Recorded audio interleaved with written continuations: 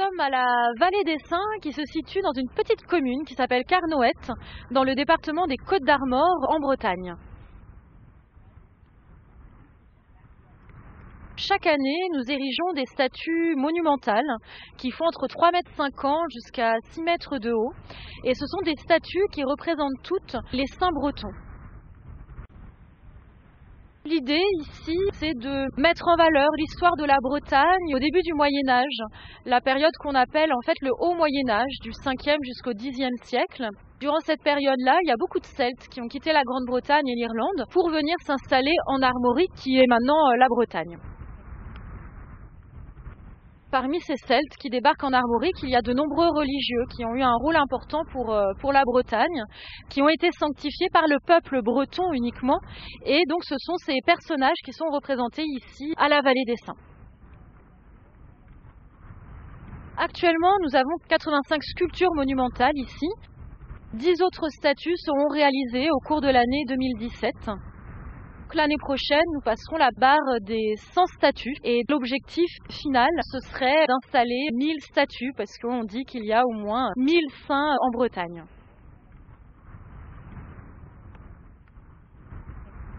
L'année prochaine, on fêtera les 10 ans de l'association et on passera donc la barre des 100 statues. La 100e statue, ce sera Saint Piran, donc c'est le saint patron des Cornouailles anglaises.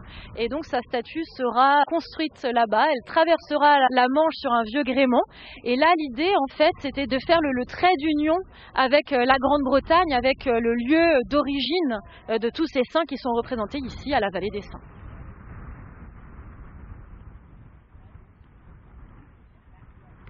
Quand les visiteurs arrivent, ils sont accueillis par deux grandes statues. Il s'agit de Saint-Azénor et de Saint-Conan qui ont été réalisées en 2015.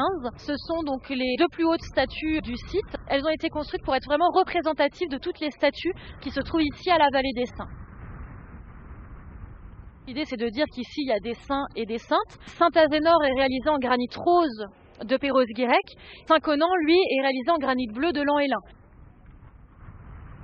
Toutes ces statues sont réalisées uniquement dans du granit breton, puisque la Vallée des Saints souhaite également mettre en valeur toutes ces variétés, toutes ces couleurs. Donc il y a plusieurs carrières bretonnes qui sont sollicitées ici à la Vallée des Saints.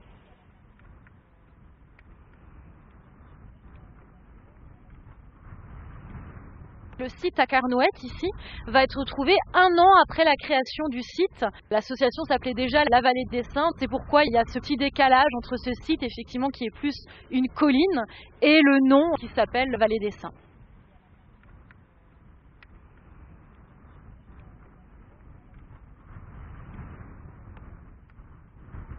Je m'appelle Goulven Jawen, je suis le plus jeune sculpteur de la Vallée des Saints.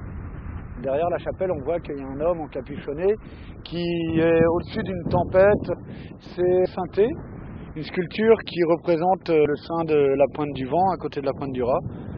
C'est le protecteur qui guidait les navires par le bruit de sa cloche durant les tempêtes. Chaque année, on en fait une. On a un mois de délai pour en faire, ce qui est très peu. Donc c'est toujours un peu une remise en question et un challenge qu'on se donne. En 2015, on a réalisé un pied géant en granit rose, donc qui est situé à l'entrée du site. Il est là pour représenter finalement le pas du premier saint breton qui serait arrivé en Armorique, en Bretagne, au tout début du Moyen-Âge.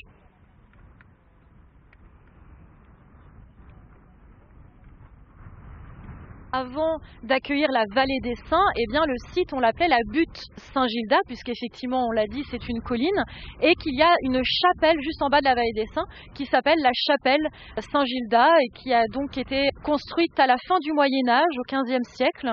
C'est une chapelle qui est classée monument historique, et donc Saint-Gilda, c'est aussi un saint, un religieux qui, au début du Moyen-Âge, a quitté la Grande-Bretagne pour venir s'installer dans notre Bretagne. Toutes les statues sont exclusivement financées par mécénat. Ça, c'est aussi le point original de la Vallée des Saints, c'est que c'est un projet vraiment participatif. Chacun peut participer à ce projet collectif. Ici, tous les mécènes, on les appelle les compagnons de la Vallée des Saints.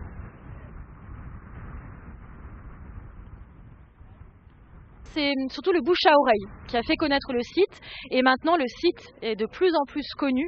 L'année dernière, pour vous donner une idée, on a passé la barre des 230 000 visiteurs.